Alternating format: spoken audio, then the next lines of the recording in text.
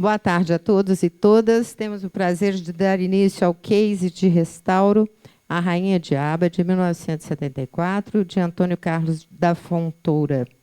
Convidamos a mediadora Fernanda Coelho, ela que é curadora temática da preservação de São Paulo.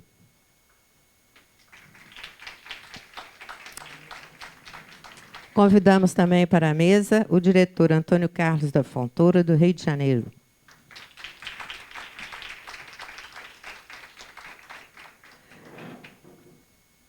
A preservadora audiovisual e coordenadora técnica da digitalização de São Paulo, Débora Butussi.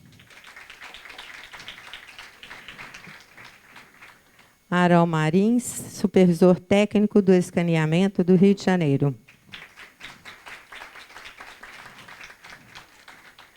Bem, a 18ª Cineop, Mostra de Cinema de Ouro Preto, conta com a Lei Federal de Incentivo à Cultura, Lei Estadual de Incentivo à Cultura, Patrocínio Master, Instituto Cultural Vale, Patrocínio Itaú, CEMIG Governo de Minas Gerais, Parceria Cultural e Educacional Universidade Federal de Ouro Preto, Sistema FEComércio MG, SESC Senac, Instituto Universo Cultural, apoio da Prefeitura de Belo Horizonte, realização Universo Produção, Secretaria de Estado de Cultura e Turismo de Minas Gerais, Ministério da Cultura, Governo Federal, União e Reconstrução. Convidamos todos a seguirem nossas redes, @Universo Produção, e usarem a hashtag Cineop2023, e passamos a palavra à coordenadora. Boa tarde a todos, todas e todes. Estão me escutando, né? É um prazer ter esta mesa, ter o Fontoura, ter esse trabalho da Rainha Diaba e técnicos que vão conversar com a gente sobre esse processo tão importante, fundamental, inevitável. A gente não tem como fugir do mundo digital, né? Ele está aí, ele não vai voltar atrás, então a gente precisa lidar com os dois mundos, né? O analógico e o digital. E a Rainha Diaba traz um exemplo muito bacana de toda essa luta da preservação que a gente está aqui debatendo, que a gente está aqui buscando caminhos para poder ter um formato que seja compreensível para todos, que seja inclusivo para todos, né? Uma maneira da gente ter a preservação da nossa memória audiovisual para a posteridade de uma maneira responsável, a mais ampla possível e da maneira mais eficiente possível, né? Então, o caso da Rainha Diaba nos traz um histórico muito bacana, porque é um escaneamento, não é uma restauração, né? Porque houve uma preservação do mundo analógico. Então, os processos que a gente aprendeu de preservar a película funcionaram. E eles tiveram matrizes legais para poder trabalhar, fazer essa digitalização e fazer o trabalho que vai fazer, que não sou eu que vou falar, que são eles que vão falar, né? Então, a curadoria desse ano se propôs a trabalhar com essa coisa de rede, visionando o potencial de estruturação que a rede tem para poder nos trazer democracia, para visibilidade, diversidade, para incluir todos os territórios e todas as formas de manifestação. Isso significa não negar o nosso cinema patrimônio também, porque isso faz parte de uma história que precisa ser tão preservada quanto o cinema atual, né? A gente fala muito digital, porque o digital é tão frágil que a gente precisa sair correndo para poder garantir, ou pelo menos tentar que a gente perca o mínimo possível. Vou parar de falar, porque o tema não é esse, né? O tema é escaneamento, e primeiro eu vou dar a palavra para o nosso diretor, Antônio Carlos Fontoura, para falar do filme dele. Fique à vontade. Na verdade, a preservação foi muito importante para isso tudo acontecer, porque o filme estava muito bem guardado e muito bem depositado no Arquivo Nacional. O negativo estava em excelentes qualidades e isso facilitou muito o trabalho.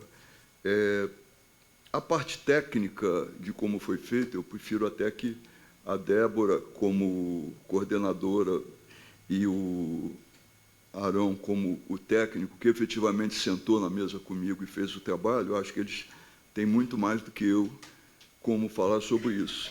Então, o que eu posso falar é um pouco da origem disso tudo e como é interessante, porque a Arranha-Diaba se tornou como se diz hoje, um case, porque um filme que eu fiz há 50 anos atrás, que quando foi feito, ele teve êxito na época, ele fez o quê? Uns 700 mil espectadores, foi muito bem acolhido pela crítica, foi para Cannes, Quinzena dos Realizadores, depois Festival de San Sebastián, mas depois o filme adormece, porque chegam novos filmes, chegam novas cópias, e tudo vai ficando um pouco para trás. Quando chega a digitalização, então, você não circula mais. Um filme com cópias, o que vai acontecer com esse filme? Muito pouco. Então, foi preciosíssima o movimento todo que permitiu que a Arranha-Diaba se tornasse digital, não só digital, mas digital com uma luz, com uma bela luz, com uma bela resposta ao negativo que tinha sido tão bem preservado. E isso envolveu a colaboração de muitas pessoas, e eu sempre, quando me pedem para falar, porque falar sobre o filme, não sei, vocês assistiram o filme?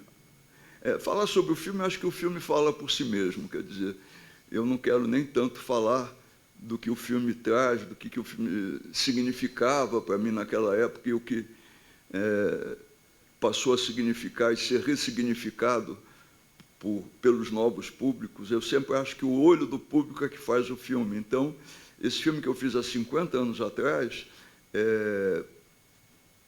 quando não havia era um filme extremamente desafiador para nós que estávamos fazendo, mas não havia esse olhar agora que o público tem, que o público não, que a cultura que vê o filme tem de cinema queer, de uma série de coisas onde o filme acabou sendo categorizado. Nós fizemos um filme, para mim eu estava fazendo um policial pop sobre o sangue que estava atrás do tráfico de maconha, tanto que o filme é muito sangrento, vocês viram isso. Mas, enfim, quando esse filme... Então, como eu falei, o filme adormece um pouco, e o que aconteceu, nesse caso específico, foi que, há uns 2 anos atrás, o William Plotnick, da Cine Limite, ele ia fazer um festival LGBTQI em Nova York, falaram para ele da Arranha-Diaba, eu mandei uma cópia tirada de um DVD para ele, fez muito sucesso lá, o pessoal adorou, e ele falou, quero fazer esse filme conhecido mundialmente, esse filme precisa que isso aconteça com ele. Então, começou uma operação, ele nomeou a Débora como representante dele, né? Mais ou menos, mas, enfim, para mim era. Se ele não te nomeou, mas para mim você era uma representante dele. Foi como eu cheguei a Débora. Participou de reuniões, etc., enfim. E, de alguma maneira, se não me engano, você acompanhou o processo todo. Sim, como representante, bem não sei de quem, mas para mim era do William, porque eu não tinha contato com os preservadores, o meu contato sempre foi o William. Eu não era uma pessoa em busca de preservação, eu estava uma pessoa em busca em fazer meu filme circular. E a maneira de fazer ele circular foi preservá-lo e transformá-lo num arquivo digital. Isso é espantoso, quer dizer, isso permitiu que a Link Digital, cujo técnico é o Arão, que sentou comigo na mesa, na parte final, para corrigir cor, superficialmente, porque não havia recurso para coisas muito... Mudar o olho do cara na hora, só realmente com 6 meses, a gente fez bastante rápido até o processo. Então, participações como a da Débora, que coordenou toda essa parte junto à Link, do Kleber Mendonça Filho, que, entusiasta do filme, conseguiu recursos do Festival Janela de Cinema para compor parte do custo da preservação do filme, enfim. do Arquivo Nacional, que cedeu o negativo, a partir do qual foi escaneado frame a frame o filme, do CTAV, que forneceu uma cópia de referência, e que também tinha feito já um DVD primoroso da Rainha Diaba, muitos anos antes, no século passado, que foi pelo Sérgio Sanz. Fez um DVD muito bom, com comentários, inclusive com uma coisa rara, tem o filme, eu comentando o filme durante o filme, é uma coisa que não tem muito, mas que antigamente se fazia. Então, todo esse movimento resultou nessa coisa que, para mim, é muito bacana. Então, eu sou enormemente agradecido ao William, à Débora, ao Arão, enfim, ao Arquivo Nacional e a todos mais. E é muito bacana. Quando eu vi o dia que eu cheguei, eu fui ver o show do Tony Tornado. Eu falei, cara, eu tô com 83 anos, ele é 10 anos mais velho do que eu. Eu falei, pô, sou um garoto, eu tenho muita coisa para fazer ainda. Se ele tem esse pique no palco, eu tenho esse pique no audiovisual, na vida, enfim. E também vi um filme que eu achei tão bacana, do Lupicínio Rodrigues, porque o Lupicínio diz assim, ele fez uma música chamada Vingança, que toca no mundo inteiro. Aí ele falou, quem diria que uma música que eu fiz há 40 anos atrás, no quintal da minha casa, agora toca no mundo todo? Eu diria, quem diria que um filme que eu fiz em 1973, porque dizem que é de 74, mas não é não, é de 73.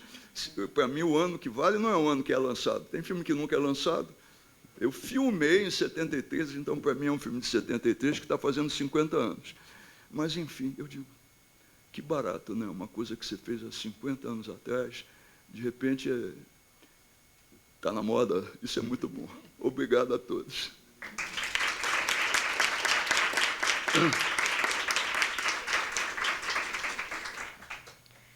Bom, falou pouco mesmo, mas está tudo bem. Depois as pessoas fazem pergunta, você fala mais. É que eu não tenho mais o que dizer, a não ser que provocado pelas perguntas. Não, ótimo, a gente vai fazer o debate legal. O que eu acho bacana da tua fala, que você falou ontem também na abertura da projeção do filme, né, que é essa ressignificação do filme.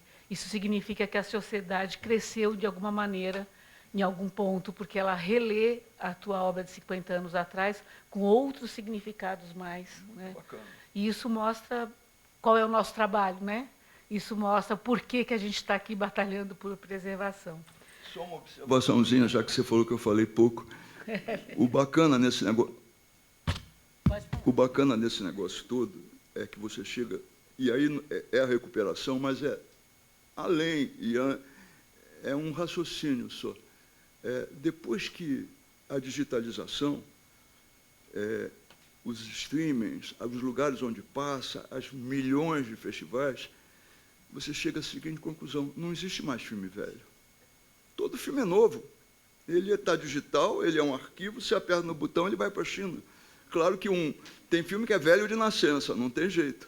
Tem filme que é novo de nascença, desconfio que o meu é assim. Então, isso acontece. Mas o importante é que a cinematografia brasileira está toda aí esperando que pessoas como a Débora, como o Arão, como você, como quem luta por isso, recupere esses filmes, crie meios, mecanismos para quem produziu os filmes e que está com eles dormindo em alguma pasta de algum lugar, os trazer de volta à vida. Isso é tão bacana, é tão importante. Então, para mim, é o centro disso tudo.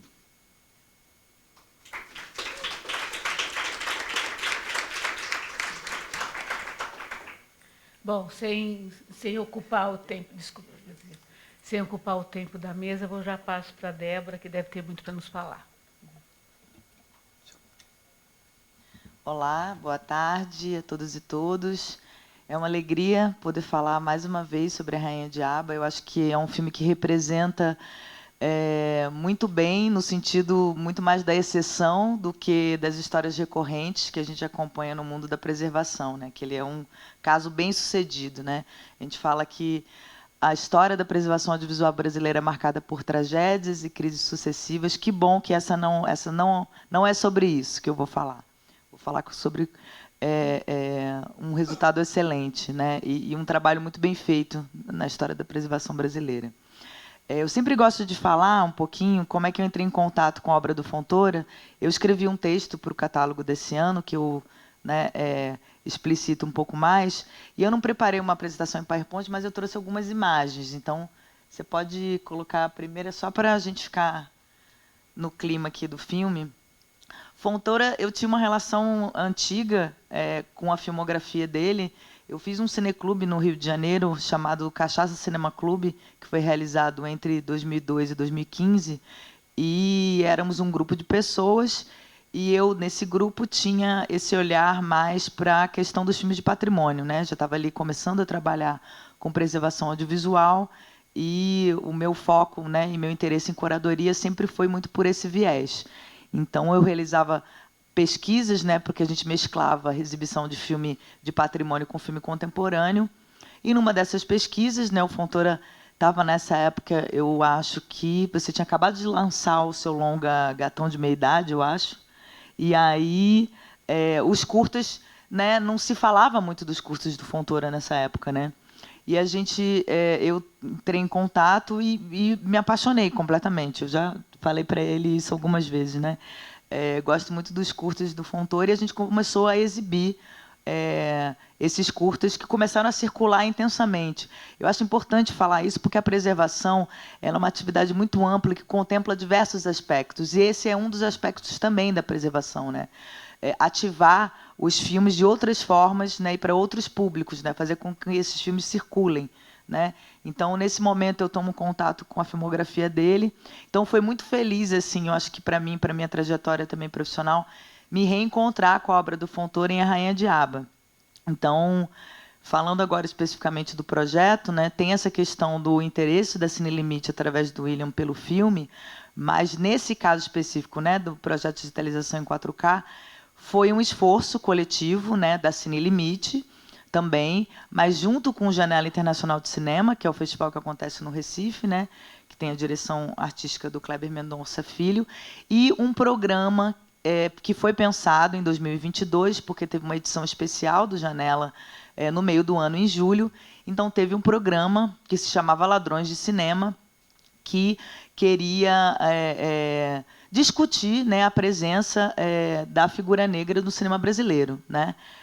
Então, Rainha de Aba foi pensado nesse escopo desse programa, que teve a curadoria do Luiz Fernando Moura, da Lorena Rocha e da Rita Vênus, para integrar esse programa, e, a partir daí, o Janela se dispôs a fazer a digitalização do filme, né? E o Luiz vem me procurar, né, o Luiz Fernando, né, eu tenho também um contato antigo com o Janela de Cinema, já tinha feito algumas programações, já tinha feito itinerância do meu cineclube lá. Então, a gente fez essa bela triangulação para conseguir digitalizar o filme, né? Então, o Luiz vem me procurar, e aí eu digo que eu, brincando, mas modestamente, mas eu digo que eu criei um certo modelo de negócio, porque é muito raro a gente ter um profissional de preservação acompanhando esses processos, né? E, diferente da Link e da Mapa Filmes, que tem figuras como o Arão, como a Denise Miller, como o João Paulo, que tem muita sensibilidade para as questões de filme de patrimônio, porque é um outro tipo de aproximação que a gente tem que ter, né? Com cuidado e mais atenção do que filmes mais recentes. Então, quando eu falo de modelo de negócio, foi incorporar a presença de um profissional de preservação audiovisual nesse tipo de processo. Porque, muitas vezes, o que acontece? Você consegue recursos através de um edital e você delega as decisões para o profissional que opera o equipamento. Não que ele não possa tomar as decisões, mas esse tipo de filme, eu acho que ele requer um outro tipo de olhar mais cuidadoso, né? E, nesse caso, ainda tinha, né, luxuosamente a presença do Fontoura, né, que acompanhou toda a correção de cor e etc., mas, em muitos casos, não tem a figura de mais ninguém, né? nem o realizador está vivo, nem nenhum dos envolvidos, então é muito desafiador a gente lidar com esse tipo de filme, né? Porque você tem que ter um olhar que respeita as características históricas e estéticas originais daquele filme, né? Todo o processo de digitalização ou restauração é para se aproximar do que foi o filme, né, originalmente, tentando mitigar os danos do tempo, né, da melhor forma possível. Você pode passar para outra imagem. Essa é uma imagem do negativo de imagem do Rainha Diaba. Então, Rainha Diaba é esse caso de sucesso porque, desde essa característica em comum, né, que foi um esforço independente coletivo, né, não partiu o projeto de digitalização, ele não partiu, né, não foi capitaneado por nenhum arquivo, né, a gente vê no Brasil, eu fiz uma pesquisa de doutorado baseado na restauração de filmes no Brasil e que a gente nota, né, na trajetória dessa área, que ali nos anos 70, como se começa a fazer esse tipo de processo de restauração, ele era muito capitaneado pelos arquivos. É um movimento natural, obviamente, né? As instituições as entidades de salvaguarda desse tipo de material têm essa iniciativa. Então, o Rainha Diaba ele já foge desse escopo, né? Ele parte de uma iniciativa independente, de um desejo de fazer com que o filme volte a circular, né? E volte a circular com toda a potencialidade estética que ele tem, né, originalmente. O digital ele não trouxe, ele potencializa questões, eu acho, que já estavam no filme, né? E aí, nesse encontro, né, eu sou chamada a participar do processo, né, acompanhar o processo em termos técnicos. Então, eu vou buscar os materiais que existiam, né. Em geral, nesses processos, a gente vai e faz a prospecção dos materiais que existem. Também a gente tinha muito pouco tempo, eu acho importante falar isso para quem assistiu o filme ontem, né. Mas o filme ainda tem, né, alguns pontos de sujeira e riscos, a gente gosta de falar da dignidade do risco. O risco pode ter alguma dignidade, sim, né? Mas esse processo também, a gente contava com muito pouco tempo e com recursos limitados, né? Então, as decisões foi de fazer o melhor possível dentro da realidade orçamentária que existia e o tempo que a gente tinha disponível, né? Eu já fiquei, sei lá, 6 anos participando de uma restauração de um filme. Não recomendo, não é por aí também que a gente tem que ir, né? Então, o resultado dentro dessa realidade, eu acho que posso me arriscar a dizer que é excelente, né? Então, fui fazer a pesquisa em relação aos materiais que existiam e, felizmente, existem os negativos originais, que também é um caso de exceção, muitas vezes, no Brasil, né?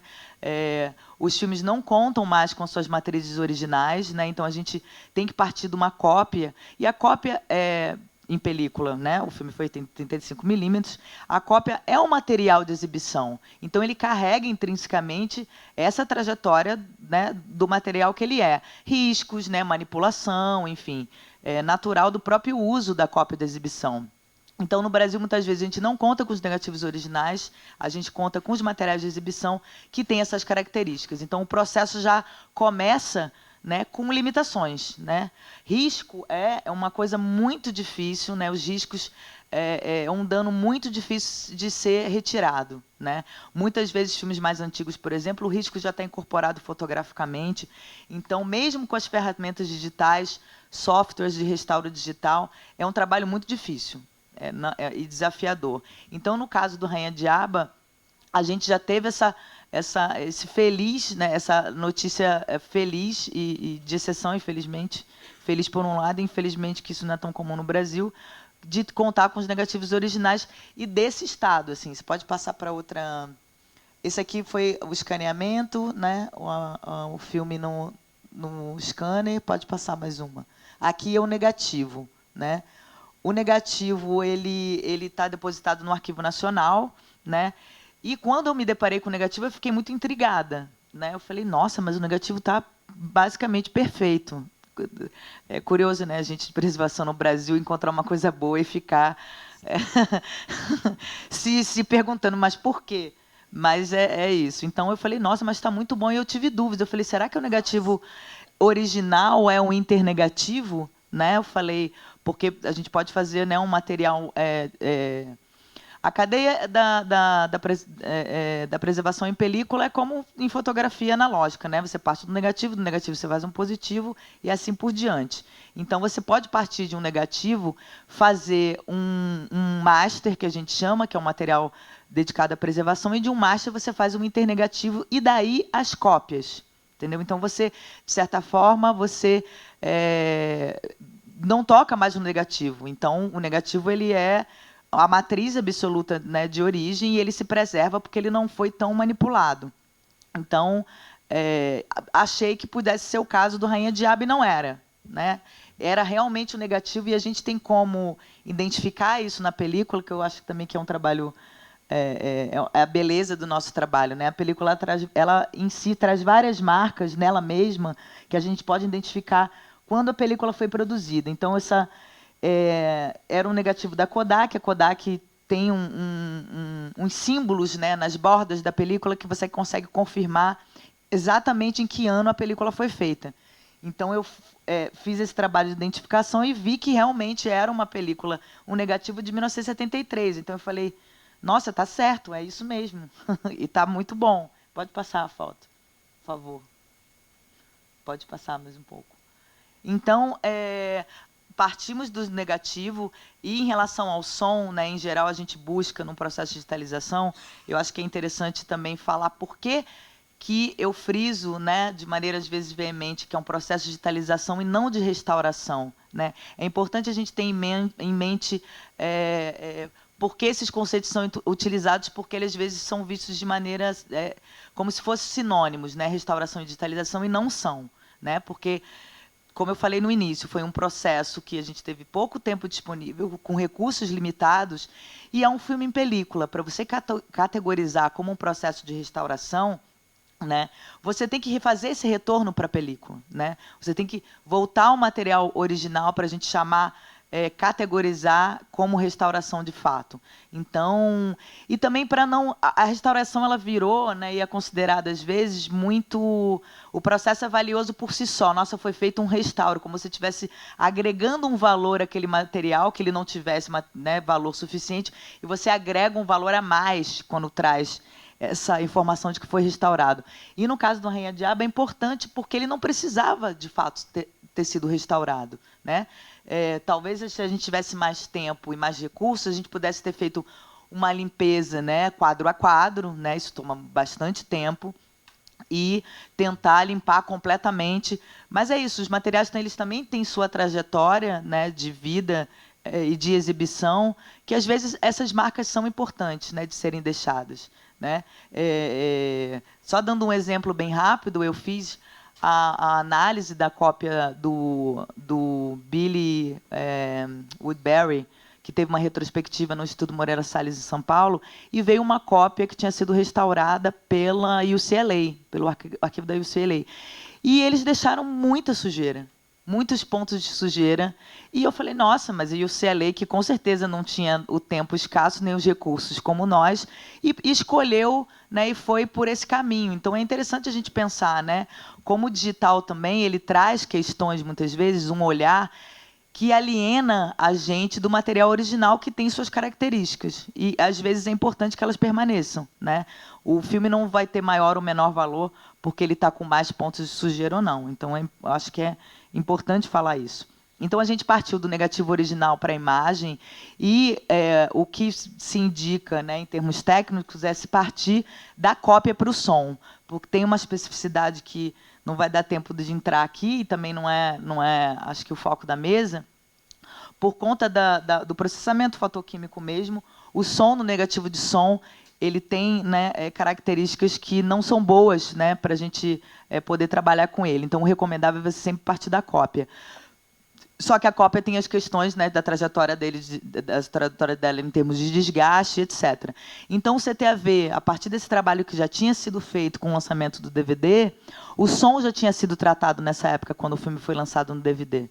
Então, a gente partiu do som que o CTAV já tinha tratado e da imagem, do negativo de imagem, mas usando a cópia como referência também. Porque dá para ver que o material negativo... Passa mais uma imagem.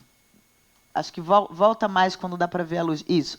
o material negativo ele tem potencialidades que a gente pode ir para vários lugares, né? Então, a cópia é um material de referência onde a gente consegue visualizar como a luz foi marcada de fato. Então, num processo como esse, é muito importante a gente ter as matrizes originais e também a cópia de exibição para a gente ter referência em termos de cor, né? Isso é muito importante.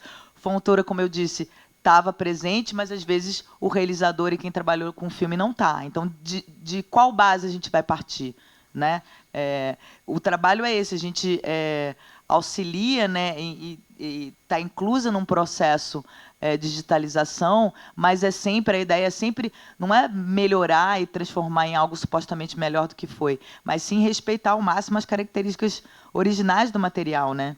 Então, a gente consegue fazer esse processo bem rápido, né, com apoio assim, da Link. Eu gosto muito de dizer, né, a Mapa Filmes e a Link são parceiros incríveis, porque, às vezes, é difícil a gente conseguir ter uma troca efetiva em laboratório comercial, né, porque vocês são uma empresa, e uma empresa tem finalidades específicas. Então, é difícil, às vezes, o diálogo, do entendimento do lado da empresa comercial, de compreender completamente os processos, muito mais vezes mais lentos, né? A gente teve que parar, mesmo com a celeridade do processo que o filme tinha que estrear no Janela.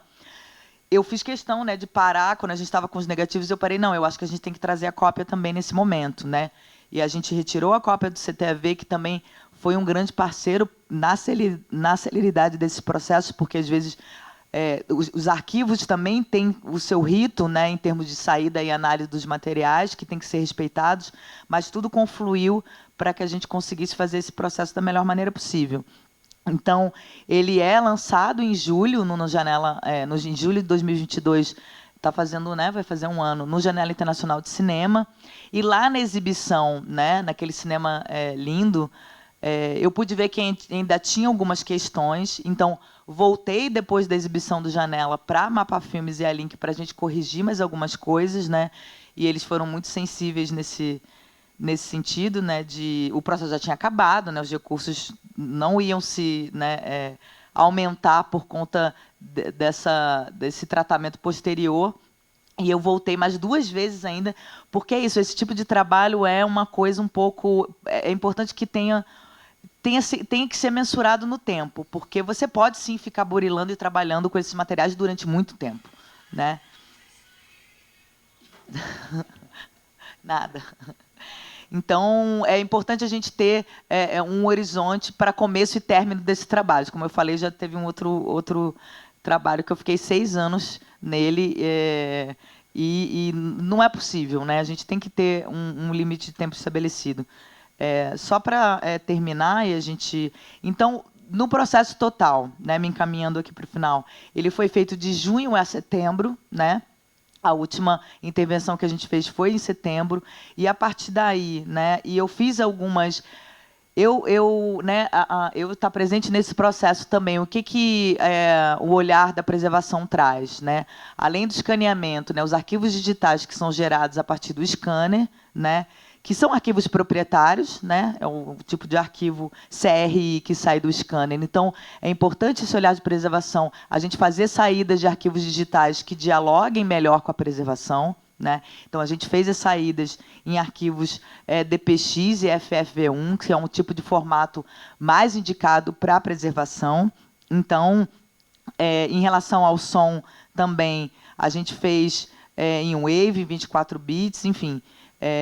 e todo esse material foi escaneado em 4K. Eu acho que Arão pode falar, né, um pouco mais sobre isso. E o volume de dados total, né, foi de cerca de 18 tera. Só para a gente ter uma ideia, né, em relação à preservação digital, um único filme, você fazendo todas as saídas adequadas para a preservação digital, ele consome 18 teras. Então, vocês podem imaginar o que é uma cinemateca em um arquivo que conta com milhares de títulos, né? É um grande desafio. Então, e desde então o filme vem circulando, né, amplamente, mostrando a força que ele tem, né, e o trabalho bem feito que pode ser feito no Brasil, né? Apesar das adversidades, eu acho que esse trabalho também exemplifica muito bem onde a gente pode chegar, né? A gente pode chegar muito longe, desde que seja com os recursos adequados e um olhar responsável para a preservação. Eu acho que é isso, gente. Obrigada.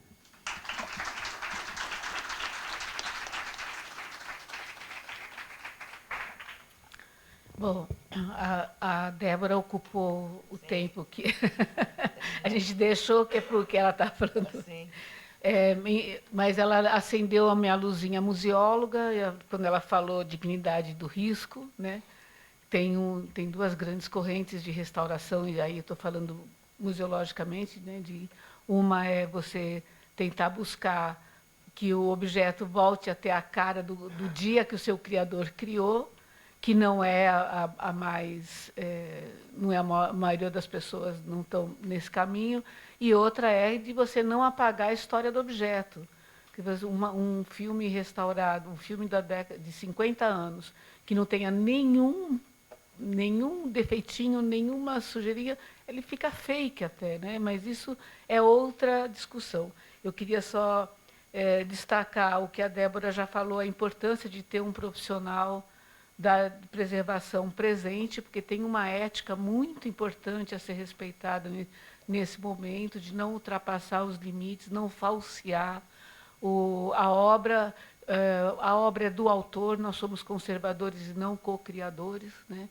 Então, o profissional não só vai ajudar a ter essa ética, mas como vai ajudar esse pensamento de preservação de longo prazo, de ter duplicação, de ter matriz, de ter todo um conjunto de objetos que vão ajudar a preservar esse filme daqui para frente, também nesse ambiente digital.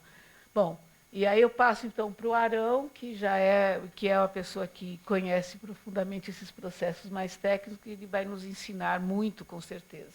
Arão, por favor. Olá, gente. Primeiro, queria agradecer a Cineop, a Fernanda, a Vivi, a Laura, a Débora e o Fontoura aqui também por poder participar disso tudo. Ela já falou, todo mundo já falou, a importância do Arquivo Nacional ter guardado essa cópia de forma preciosa. O Fontoura falou que ele sentou lá do lado comigo e a gente resolveu muitos problemas, mas teve o trabalho da Débora também, antes do Fontoura sentar comigo, que foi ela escolher o caminho que a gente ia levar também, o que vai fazer, o que não vai fazer, não sei o que. Então, tem toda uma trajetória, né? O filme, eu não posso, tecnicamente, tomar um partido e falar, vou retocar tudo, vou tirar tudo. Primeiro, como ela falou, nós somos uma empresa buscando lucro, né? Eu não sou um museu, um arquivo para restaurar com dinheiro do governo de preservação. Então, eu tenho que obedecer tanto o que tem de orçamento, quanto também o lado da preservação. No finalzinho, eu posso dar um pouco do meu questionamento sobre a dúvida do que se é para ser preservado ou não, porque hoje em dia, com a finalização entregando material digital,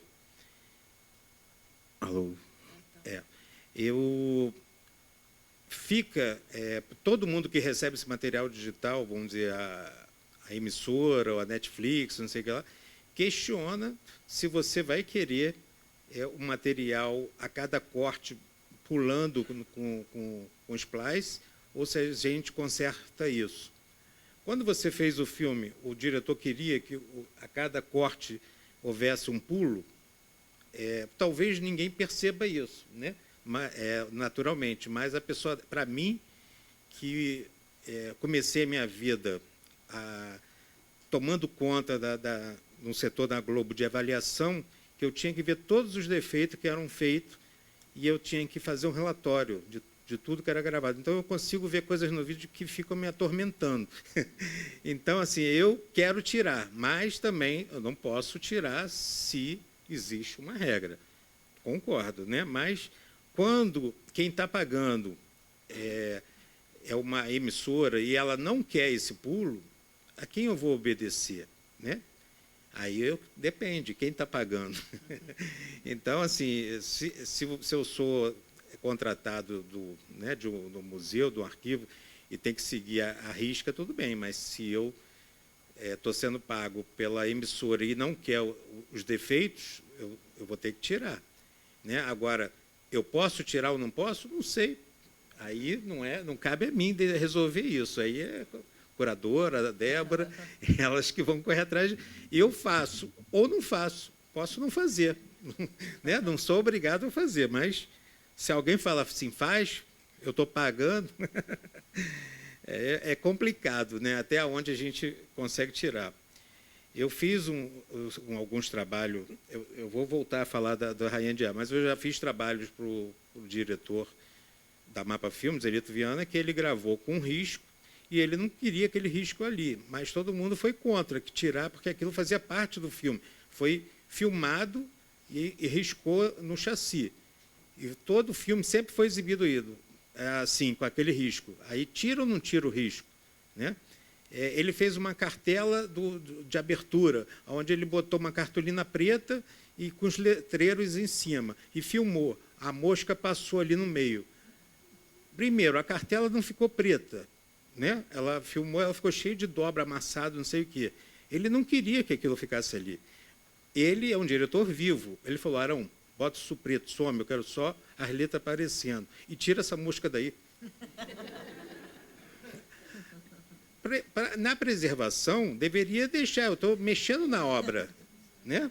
Eu estou mexendo na obra, mas é um diretor vivo. E eu estou trabalhando para ele. Eu vou deixar de, não, você não pode fazer isso. Não sou eu a pessoa que vai poder falar isso. Tem que ver quem é que vai lutar. Apesar que, em tudo que a gente faz, na verdade, a gente, como a Débora falou, a gente não está fazendo uma restauração do filme. O que a gente está fazendo é uma nova cópia de exibição digital, porque o material escaneado segue para quem em contrapartida todo o material RAW, do jeito que ele foi escaneado, para ser usado futuramente por algum outro software que seja lançado, ou entrou grana e vamos fazer do jeito que é para fazer agora. Então, a gente mantém e guarda todo esse material que foi escaneado original, sem cortar, sem fazer reenquadramento, sem cortar as bordas, né? Que para a televisão você não pode deixar as bordas aparecendo do filme. Então, eles querem receber sem nada. Até para exibição, mas para a pessoa de conservação fala, não corta isso não. Isso é muito difícil. Às vezes a gente acha necessidade, eu acho necessidade de limpar e o cliente fala assim, não, deixa assim, senão esse filme, eu não quero ele novo, eu quero do jeito que é. Então a gente faz aquilo que passa. No filme da Rainha de Água, o filme estava muito bom, tinha bastante sujeira, apesar do negativo estar bom, né, sem nenhum problema de perfuração, não estava nem riscado, assim, é difícil ver algum risco ali, muito raramente. E assim, tinha sujeira, que ela já falou, se a gente tivesse conseguido passar no ultrassom antes, ia melhorar muito, mas a gente passou num software que é tipo janela molhada também, que faz a mesma coisa. E a gente conseguiu tirar 75% das sujeiras, mas sempre fica, principalmente quando tem movimento. O software de tirar sujeira, ele trabalha o seguinte, sujeira é uma piscada, então não tem no frame anterior, não tem no frame posterior, ele arranca fora. Só que quando você tem um movimento, essa mão não está no outro frame, então ele arranca a mão fora também. Então, você não pode simplesmente aplicar um software e achar que vai ficar bom. Nem inteligência artificial consegue ver esse movimento assim, identificar o que é isso. Tem muitas ferramentas. No filme Rainha de Água, a gente utilizou só um, e que, quando ficou ruim, a gente teve que usar o material com todos os ruídos, para não perder os movimentos.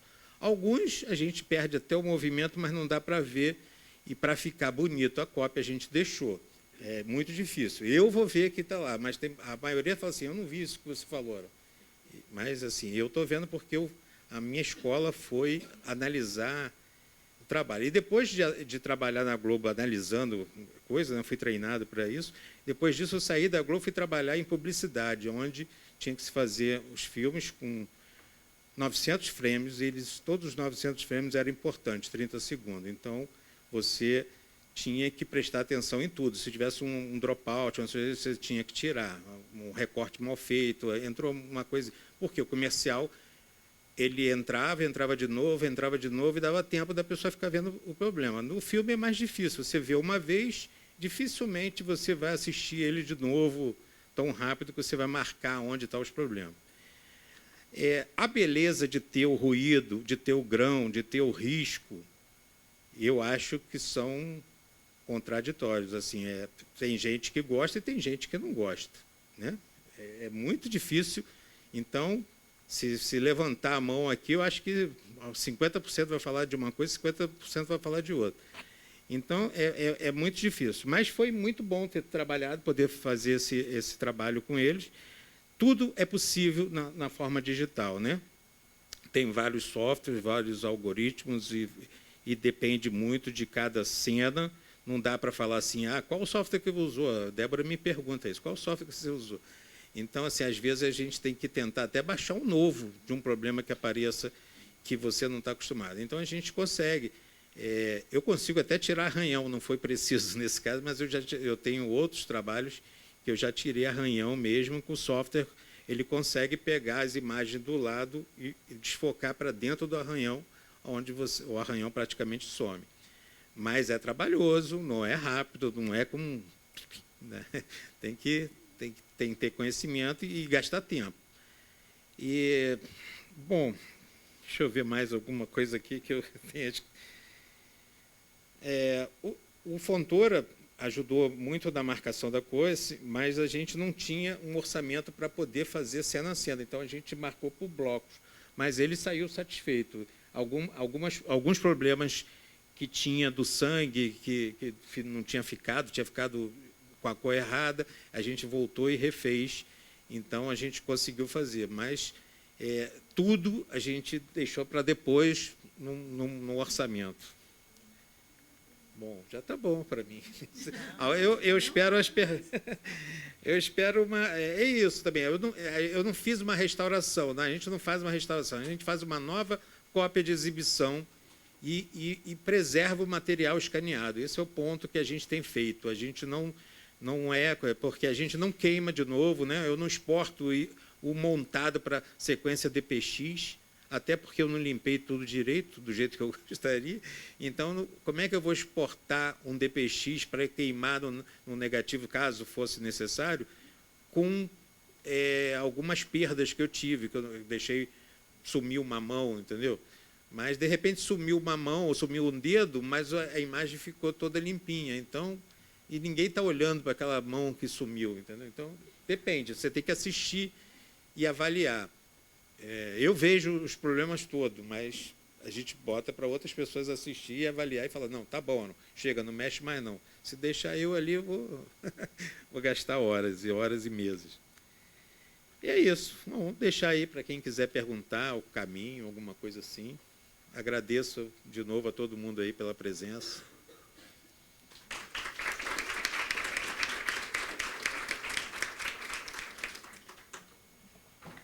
Obrigada, Aron. Sim. Eu vou fazer um comentáriozinho antes de abrir para as perguntas, tá bom? Queria comentar, quando eu trabalhei na Cinemateca, mais de um cineasta ligava para a gente e falou, eu preciso modernizar a minha obra, então eu quero remontar. E a nossa orientação sempre foi, olha, faça um contratipo, remonte numa outra matriz, porque deixa documentado como ele foi lançado no original. Porque não tem problema mexer, ele é o autor. O que tem problema é perder essa história, né? Então, é isso, assim, faz parte mesmo. São dilemas que a gente vai estar enfrentando sempre, e se a gente documenta bem, a posteridade vai saber dos nossos dilemas e das nossas decisões, né? Então, vou abrir para a pergunta. João Luiz foi o primeiro a levantar a mão rapidinho. Por isso que eu falei que a gente entrega o material escaneado originalmente para o arquivo, né, em contrapartida, porque a gente não mexe no material original. Aquilo foi escaneado do jeito que está, ele é entregue. Isso. O que eu modifico é a nova cópia de exibição de acordo com quem está pedindo. Então, eu faço ou não aquilo que for necessário. Isso já é uma atitude ética e já é uma compreensão da preservação já incorporada ao processo, que eu bato palmas, porque é isso mesmo. E com a Débora, a gente também, ela ela falou assim, é que o nosso equipamento ele escaneia com a extensão CRI, que não é uma extensão que abre em outros programas, só no DaVinci. Então, a Débora trouxe para isso, olha, eu quero que escaneie, entregue em DPX e FFV1. Então, a gente baixou o FFV1, a gente instalou, a gente fez. O DPX a gente já poderia fazer. E tudo que é feito pela Débora, a gente entrega. DPX e FFV1. Perfeito. A rainha, que não é a diaba. Obrigada por essa.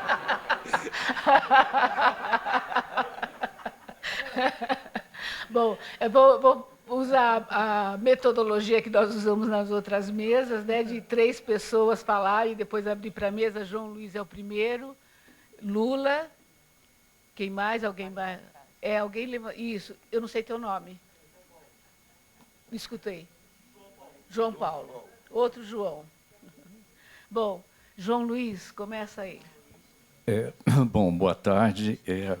Muito boa a mesa, claro, e excelente a sessão de ontem, que eu estava esperando com muita ansiedade. Do momento que eu soube desse projeto de restauração, eu falei, bom, vem aí uma coisa muito boa, porque eu trazia a lembrança que eu tenho da abertura do filme, da estreia ali em 74. Eu lembro de ter visto 3 vezes ali em 74, e depois saiu o DVD, acho que tem uns 20 anos. Não lembro. Também tenho o DVD. Eu tenho esse DVD, que é bom também, muito bom, mas aí eu soube da restauração, falei, bom, isso vem aí uma coisa espetacular, porque o filme é assim também.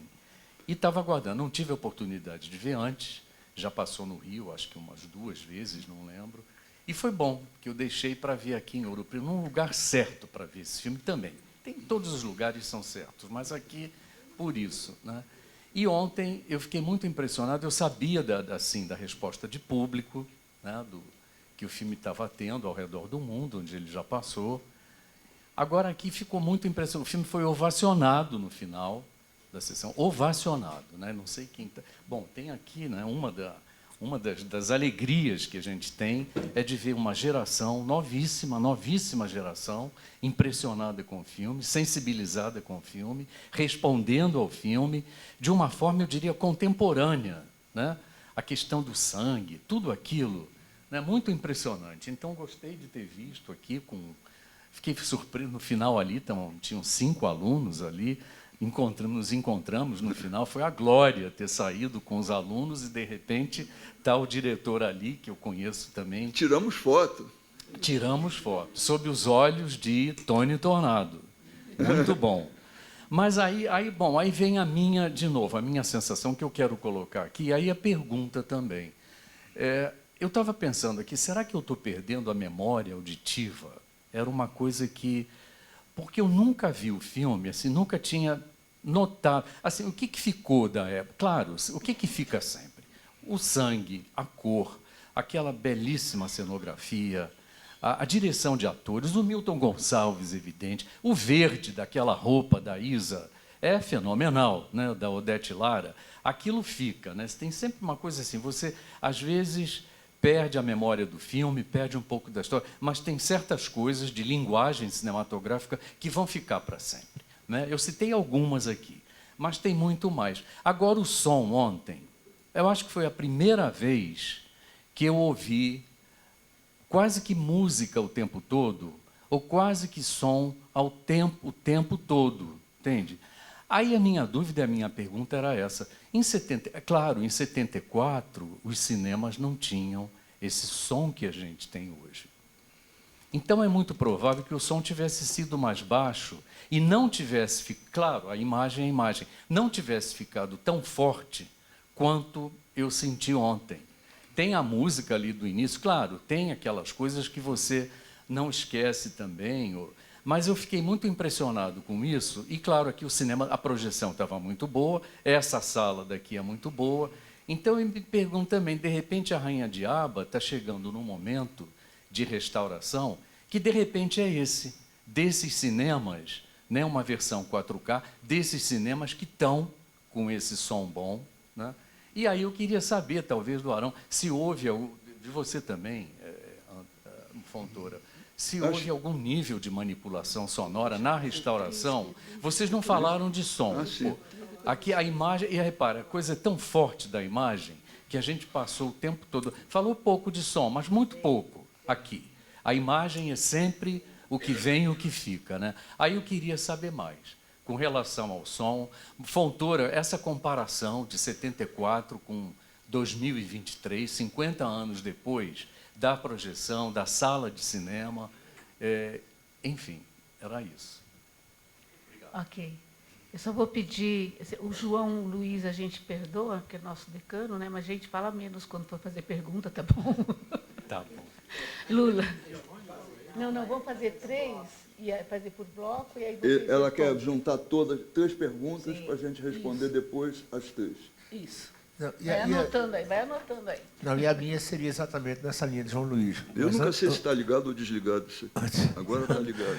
Mas antes de mais nada, eu queria mandar um grande abraço para a Fontoura, um primo dele, de Recife, ele sempre é em Recife, o Aranha de Moura, foi meu companheiro de Cinemateca desde 77, e nós já nos conhecemos há algum tempo, e foi uma emoção muito grande. A primeira vez que eu assisti foi no São Luís, e pelo que Débora falou, eu não soube dessa janela. Foi no São Luís, em Recife. de Recife. Não, que foi eu que reformei o cinema, em 2009. Né? Então, ele passou no São Luís novamente agora, não? Foi no Cinema do Parque, no Teatro do Parque. Ah, o Teatro do Parque, que é muito belo também. Mas a minha dúvida não seria nem com relação a essa questão de ruído de fundo. Eu também não teria memória disso aí. Mas, com relação à imagem, a gente sente uma certa unidade durante todo o filme. E o som tem algumas modulações que a gente sente uma certa diferença. Então, a informação que eu queria técnica seria a base que foi usada para som, porque isso eu senti, algumas modulações. Você tem algumas cenas que você tem num determinado volume, numa determinada altura de som, outra, até diferença entre graves e agudos. Então, seria na mesma linha de João, só sobre outro aspecto.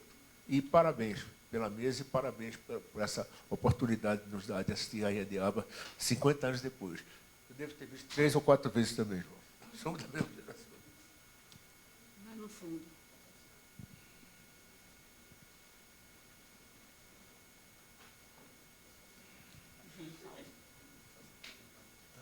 João Paulo Barreto, do Jornal à Tarde, lá de Salvador, Bahia. Eu assisti no Panorama de Cinema ano passado, até falei com a Fontoura lá na sessão. Até para você falou sobre o DVD, que já estava pronta, uma certa faixa de áudio. Você pode só depois, a gente combinou, né, falar sobre som, nas perguntas, mas eu queria saber se nessa versão em 4K, essa extração do áudio do DVD, ela permaneceu íntegra ou, obviamente, houve uma reformulação, uma melhora, mas é porque eu imaginaria esse filme sendo relançado em mídia física, eu coleciono mídia física, então vai ter houve uma restauração do Glauber e talvez aconteça em Blu-ray o lançamento do Deus do Diabo. Enfim, um sonho que seria ver esse filme também num lançamento do tipo. A pergunta é essa, como esse Blu-ray veio dos anos 90, uma época em que os Blu-rays, o DVD veio dos anos 90, uma época em que os DVDs ainda tinham 4.9 de tamanho, hoje já chega a 11. Essa faixa de áudio, quando você citou na sua resposta agora há pouco, ela teve uma mudança muito drástica para melhor ou manteve uma fidelidade naquele período? Queria só você aprofundasse um pouco depois essa questão do DVD. Interessante que todas as perguntas foram sobre áudio. Maravilhoso. Vai lá, ó. Não responde ao Luiz. Não, é tudo uma coisa só, mas como centralizou tudo, eu poderia responder ele, mas como ele é da minha família, ia ser uma coisa muito... a gente fala disso depois. É que o meu primo, ele era um grande amigo do meu primo, a minha família materna é toda pernambucana, e era um grande crítico de cinema, o Carlos Aranha de Moura. E ele era o melhor amigo do Carlos Aranha de Moura, eles tinham uma cinemateca junto. Ele ainda tem uma cinemateca em casa do tamanho da Cinemateca Brasileira. Então, mas eu preferia, porque acho que o tema, curiosamente, mesmo foi o som. E é muito interessante, porque a gente fala muito de imagem e não fala de som, que um filme não é só imagem. Aliás, dizem os americanos que um filme é 70% som e 30% imagem. Eu já li isso em vários lugares. eu capricho no som, porque eu sei que o som é importante. Vamos lá. Não estou falando mal da imagem, não, hein? É isso, a gente usou o som do DVD, né? E a gente escaneou o som do negativo, a gente escaneou o som da cópia e a gente tinha o som do DVD. E a gente analisou todos eles. O som do negativo estava distorcido, porque a gente, inclusive, falou com o Carlos Klaskin, que é representante da Dolby no Brasil. Ele falou que o negativo não é para ser usado para tirar áudio dele, tem que ser da cópia, porque o negativo é feito para se fazer uma cópia, ele não é feito para se reproduzir o som. Então, a gente tinha o áudio limpo no negativo, mas o som era distorcido, porque as formas de onda estão invertidas, na verdade. E aí, assim, a gente tentou melhorar, mas não ficou uma coisa falsa. A cópia estava abafada, eu acho que também estava com sujeira também, por causa de exibição, então também. Aí a gente comparou com o DVD, e o DVD era o melhor áudio para se assistir, e a gente não teve nenhum orçamento nessa linha, ninguém pegou no áudio, a gente só pegou e botou o áudio, a gente extraiu do DVD o áudio, que estava muito melhor do que os outros, do negativo e da cópia, e usamos o coisa do DVD, só isso. Não mexemos, não equalizamos, não teve nenhuma preocupação com a parte de áudio. Agora, eu queria falar uma coisa bem interessante sobre a questão do áudio. É um filme que provoca muito áudio, porque isso já era uma coisa minha na criação do filme. Eu queria um filme barulhento. Não é barulhento, é sujo. Eu ligava, durante a gravação de som, eu ligava um rádio e deixava o rádio ficar tocando no fundo.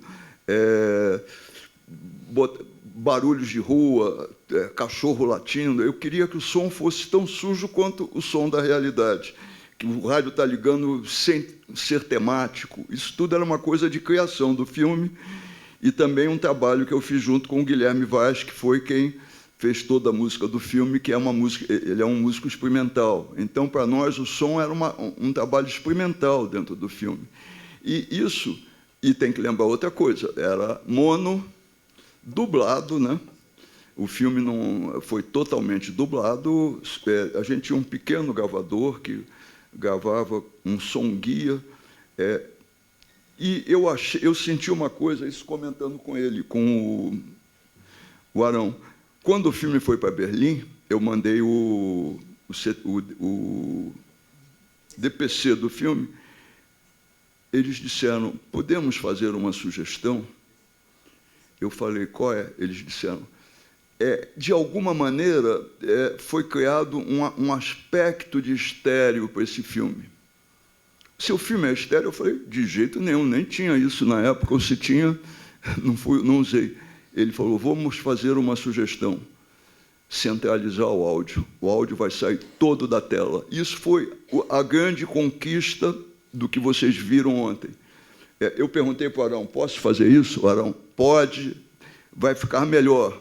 Então, eu falei, eles refizeram o DCP do filme, aí eu consegui esse resultado, mandei de volta para a Link, e aí a Link fez a enorme gentileza de me fornecer de novo o arquivo ProRes e o H264 já com esse som centralizado. Porque na época era assim, você não tinha nenhum Dolby no mundo para você ficar ouvindo sonzinho, que, aliás, eu acho chato para caramba, mas tem carrinho passando à sua direita e à sua esquerda, acho tudo isso enfeite.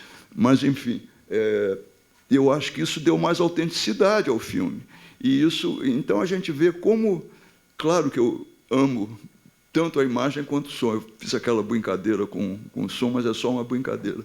Eu, no fundo, eu cheguei ao cinema por causa da imagem e do som, porque eu não pretendia ser um cineasta, mas eu adorava artes plásticas e adorava música. E o cinema juntou artes plásticas, músicas, e a minha terceira vocação, que era a literatura, juntou tudo isso e virou filme.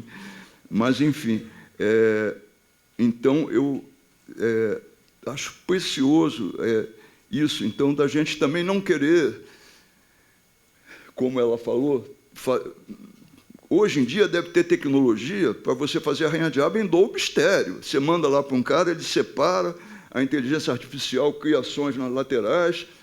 Não acho bacana também, mas ia ficar meio tonto com isso. Mas, enfim, então, é muito importante a questão do som. A imagem a gente já falou tanto e é maravilhoso a gente ter conseguido um nível de imagem, mas também essa centralização do som que ficou na cópia final, que é a que vocês viram e que agora, enfim, que passou em Berlim também, é muito bacana também, é importante.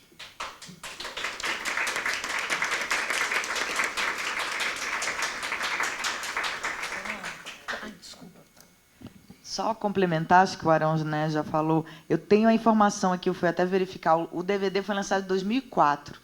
Não foi nos anos 90, não. Foi 2004. Eu achava que era do século passado, então é desse século. Do milênio passado. Milênio passado, aliás. Eu pesquisei essa informação para colocar no texto que eu escrevi para o catálogo. É isso, a gente tentou, só para ressaltar o que eu tinha dito na minha fala, respeitando, né, o material original, e nada melhor, né, Fontoura, eu acho que você falar também como a centralização do som, que respeitando o sistema de som que foi feito na época de feitura do filme, favoreceu, na verdade, né, porque sempre parece que a tecnologia contemporânea vai agregar algo que sempre vai melhorar, e às vezes não. Né? O filme tem mais força da maneira como ele foi feito originalmente. Então, é isso. A gente, dentro desse horizonte de tempo e dos recursos disponíveis, o que a gente conseguiu fazer em relação ao som foi isso. Mas o CTAV já tinha feito esse trabalho. Né? Tipo, o CTAV tem um estúdio de mixagem de som excelente. Então, quando do lançamento do DVD em 2004, já tinha sido feito algum trabalho em relação ao som. Mas... é claro, o tempo e os recursos a gente poderia, né, melhorar, e aí sim teria que ser feita uma restauração, mas não foi possível. Mas eu acho que, diante do que se apresentava, a gente conseguiu fazer o melhor possível. Né? Bom, eu tenho escrito aqui só o Luiz Joaquim. Alguém mais? Qual é teu nome? Paula. E alguém mais? Então, Luiz Joaquim e Paula, por favor.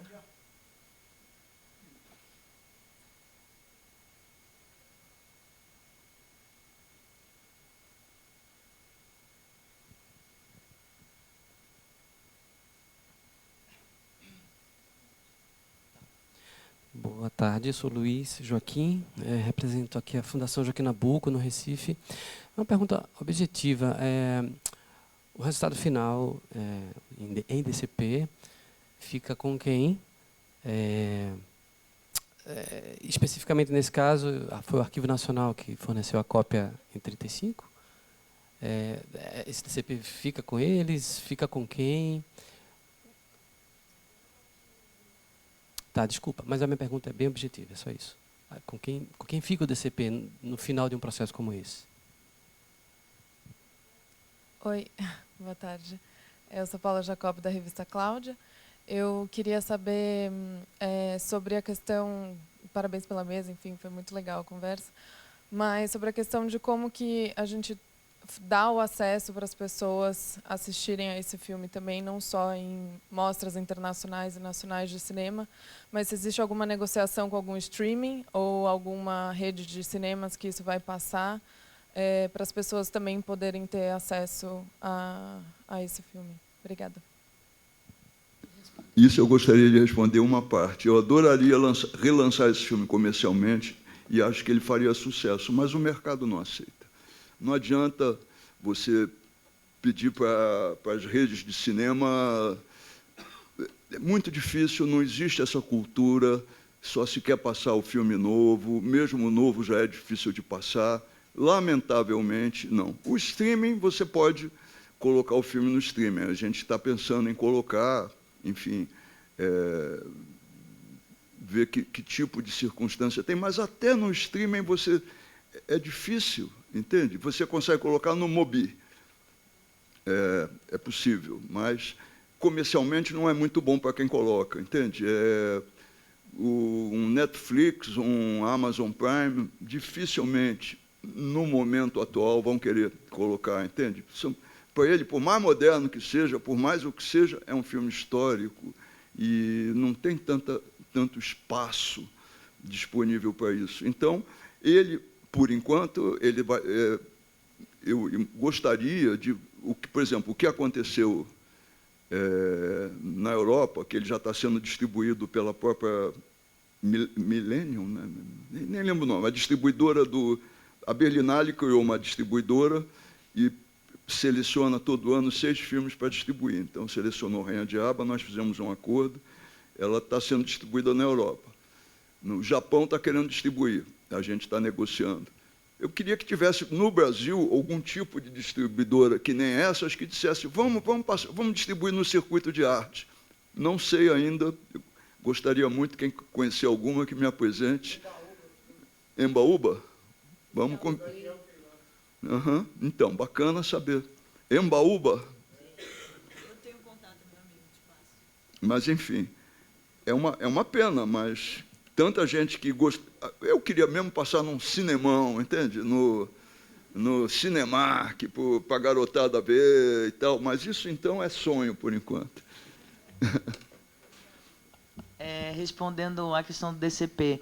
Então, em geral, até porque, né, eu sou uma profissional de preservação, a gente sempre volta com material para o arquivo, né? Então, o DCP, nesse caso, o Fontoura tem, né, ficou com o DCP, foi depositado, né, todos esses arquivos digitais no CTAV e mais um DCP lá também. Porque o filme, como está circulando muito, né, a Cine Limite também... A Cine Limite tem também. A Cine Limite também tem um DCP, mas, além do DCP, né, os arquivos todos são depositados no arquivo de origem. Né, o CTAV, por exemplo, tem uma contrapartida. Quando ele cede os materiais para qualquer processo, você tem que entregar depois os arquivos digitais que foram gerados. Com muita justiça, obviamente. Então, isso também assegura, né, que a gente está pensando na preservação dessas matrizes digitais, o que é importante. E só aproveitando o que o Fontoura falou rapidamente em relação à circulação dos filmes de patrimônio, como é uma visão tacanha, né, e está na hora da mentalidade em relação à preservação mudar nesse aspecto também, né? O Rainha de Aba, ele tem uma potência, né, impressionante. Eu fico sempre muito impressionada quando vejo as exibições, né, coletivas desse filme, porque é um sucesso absoluto, né? Uma adesão, assim, uma mobilização do público. Ele consegue mexer muito e ter uma resposta muito interessante, né, por onde ele passa, né? Tanto que ele está circulando no Brasil, em vários festivais e também fora. E aproveitando para responder a pergunta da Paula, né? É isso que o Fontoura falou, infelizmente, aí consegue colocar no streaming de arte, né, como um MUBI. E também tem uma outra questão que está implícita nesse tipo de circulação. O Netflix, por exemplo, talvez com, né, os pontinhos de sujeira que ficaram, não aceitasse. Né? Eles têm um suposto padrão de qualidade, né, em termos da limpeza da imagem e do som, que os filmes de patrimônio brasileiros não alcançam, né? Seja por uma trajetória ruim, né, inadequada de preservação, seja por não contarem com uma digitalização de qualidade, na qualidade que esse tipo de plataforma exige. Né? Então, tem que haver também uma mudança de mentalidade. Né? Os filmes não têm que se adequar, né, ao público. Eu acho que é uma lógica de serviço que a gente está vivendo no mundo contemporâneo muito esquisita. Né? Um filme como esse, ele, por si só, já é tão potente que o público vem naturalmente de encontro, né? Um belo encontro desse filme com o público. Ele não tem que se adequar e atender a determinados padrões para ele poder chegar nesse encontro com o público. Isso já acontece. Então, essas plataformas também têm esse olhar muito limitante, né? Principalmente por filme de arquivo brasileiro, que conta, né, com todas essa trajetória de intempéries, né, a gente pode dizer, nas entidades de salvaguarda. Alguém mais quer perguntar? Por favor, desculpa. Eu fui contra uma coisa que ela falou aqui, que o Netflix não aceita se a gente não fizer um scanner de qualidade. Na verdade, o scanner é feito do material do jeito que ele está. Aí, ou a gente tira todos os problemas tendo o orçamento, ou não tira. Não é que o scanner tenha sido feito sem qualidade. Sim.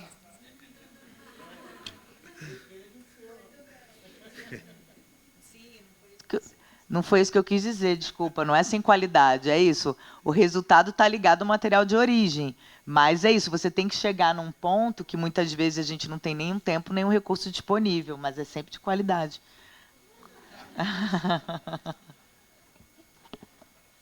Eu queria fazer uma pergunta para o Fontoura. E você, ontem, quando foi apresentar o filme, falou uma coisa bonita. Eu queria que você dissesse a tua emoção de ver a sua obra relançada agora. Fantástica, né? Eu até acho que comentei, cheguei a falar, pensei que ia falar e me perdi, não sei, do filme do Lupicínio Rodrigues. Então, é isso, a minha emoção é que nem a do Lupicínio Rodrigues, quando viu a obra mágica dele, que é 40 anos depois, em Hollywood, passando sem citação do nome dele, concorrendo ao Oscar de música. E falei, meu Deus do céu, uma coisa que eu fiz há 40 anos, ali no meu cantinho de botequim, agora está circulando o mundo. Eu não fiz no meu cantinho de botequim, mas foi uma produção muito... com um excelente produtor por trás, o Roberto Farias, que, sem a coragem dele de comprar o tema e dizer, vamos lá fazer, não tinha esse filme. Quem produziu, o produtor principal, foi o Roberto Farias.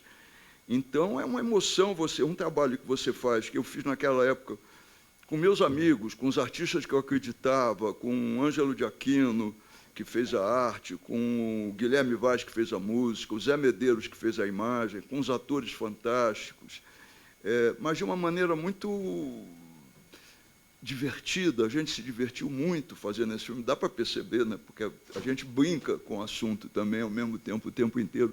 Então, ver essa coisa que foi feita com tanta intuição, com tanta necessidade de botar para fora aquela sensação toda, ver que agora as pessoas, ontem eu vi, riem nos mesmos lugares, se espantam nos mesmos lugares, se assustam nos mesmos lugares que isso acontecia há 50 anos atrás. Isso é maravilhoso e é o que me deixa mais feliz, quer dizer, ver como as coisas não só ficam, como se expandem, né? Agora, essa garotada toda vendo um filme, um barato.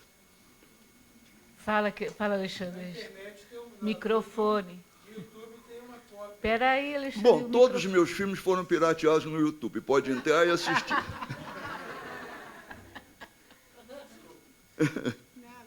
Não, é porque está gravando, isso é um documento, né? É só isso, mas tudo bem. Já percebi que não tem ninguém aqui para entregar o microfone, então vai como está.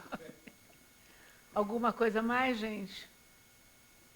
Bom, eu queria agradecer muito a presença de vocês, agradecer de coração ao Fontoura, ao Arão, à Débora, e vou passar para vocês a palavra, se vocês quiserem fazer uma finalização. É com vocês. Vou falar mais um pouco. Fale. Eu trabalho na Mapa Filmes e a gente tem uma parceria com a Link Digital, que eu já trabalhei lá há 15 anos também. Na verdade, já tinha trabalhado na Mapa, e depois saí, fui para a Link Digital e voltei para a Mapa Filme. O Zelito Viana é um dos sócios do Canal Brasil. Eu acho que o Fontoura é amigo dele, pode falar de tentar botar o filme no Canal Brasil. Isso é uma sugestão. Não, a Rainha de Aba já está no Canal Brasil. Já está, né? Já está. Então dá para assistir pelo link do Canal Brasil. Está renovando, porque é meio perpétuo. Quando você negocia um filme com o Canal Brasil, é para o resto da vida. 2 anos depois, eles te perguntam, vamos renovar? Vamos. Então, mas não nessa versão de imagem, mas agora eu falei até porque o Roberto já se foi, né? O representante do espólio da família é o Luiz Faria.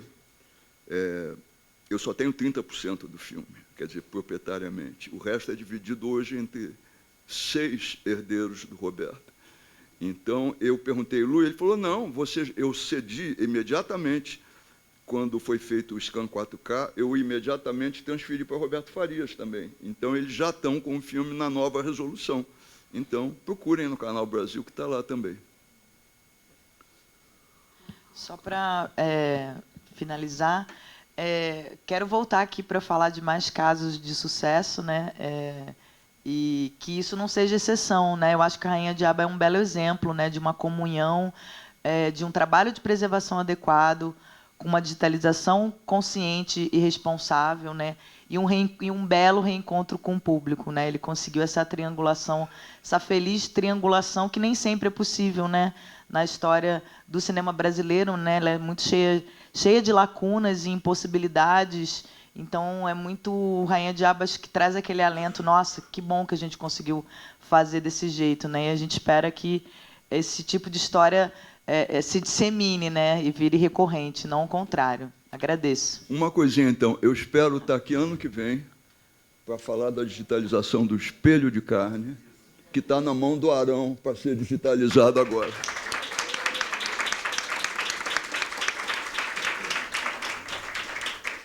A gente está, pera um pouquinho, a gente está com um tempinho assim, o Antônio Laurindo. Quanto vocês gastaram no filme? Na restaurante pode falar? Bom, eu não posso falar, eu acho não, eu sou da parte técnica. Eu só sei o seguinte, o orçamento não era para restauro, o orçamento era para fazer uma cópia de exibição para o festival. E aí, o Festival Janela de Cinema foi que bancou. Foi que bancou, mas o orçamento não era para a restauração. A gente, na verdade, abraçou o Fontoura, encontrou o Zelito, a gente conhece também o pessoal do Roberto Faria, a Marise está sempre lá dentro, a Débora entrou, também viu, a gente abraçou isso e fez o que poderia ser feito para usar o negativo, que não era o combinado, porque ia se gastar mais tempo, mas a gente preferiu entregar a melhor cópia possível e foi prazeroso para todo mundo, foi bom. Graças a Deus. Parabéns para todos. Antônio Laurindo, você queria falar?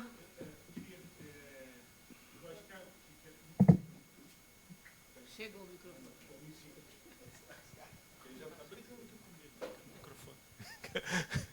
Não, eu acho que foi importante para mostrar até a importância mesmo da gente ter os materiais identificados, né? Que estava aqui com a Sheila e assim, vamos olhar, ela estava olhando no acervo do Fontoura e não estava ali o Rainha de Aba e assim, aí preocupado como isso entrou, não entrou. Você estava olhando no site do Arquivo Nacional?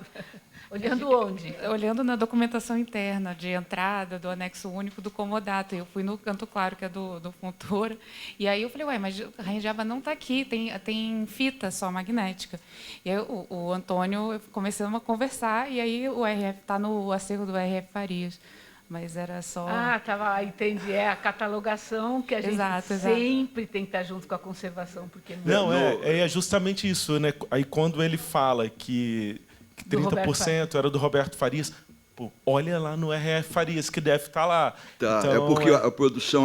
mas desde que o filme começou que não foi agora, antes disso ele já estava se tornando um filme cult. Eu procurei os Farias, eles me nomearam... como é que chama hoje em dia? Curador do filme, além de diretor e produtor associado. Então, festival, isso, vai, não vai, é tudo comigo. Eles não participam disso. Mas isso é apenas a titularidade do comodato no Arquivo Nacional. É simplesmente... a titularidade, sim. Não está em meu nome lá. É do comodato, exatamente. Mas tem filmes seus também lá. Tem muitos filmes meus, de Copacabana ao Espelho de Carne, que eu retirei agora do arquivo para entregar na mão do Arão. Estou torcendo para ser a nova Rainha de Aba. Estamos. E eu acho que vocês trouxeram uma questão super importante da infraestrutura para receber esse material, né? Como a Débora disse, que foi para o CTAV, e como isso, né, a película junto com o digital e os arquivos, né, estarem preparados para isso, porque para a gente dar o acesso, né, que é a grande questão é essa. Tem a película, não consegue exibir, não dá acesso, então essa cópia digital é fundamental voltar para os arquivos para que o acesso seja Espero que já esteja concedido. Lá. Bom, gente, é isso. O nosso tempo foi muito bem ocupado, né? E muito obrigado a todos, muito obrigada mesmo.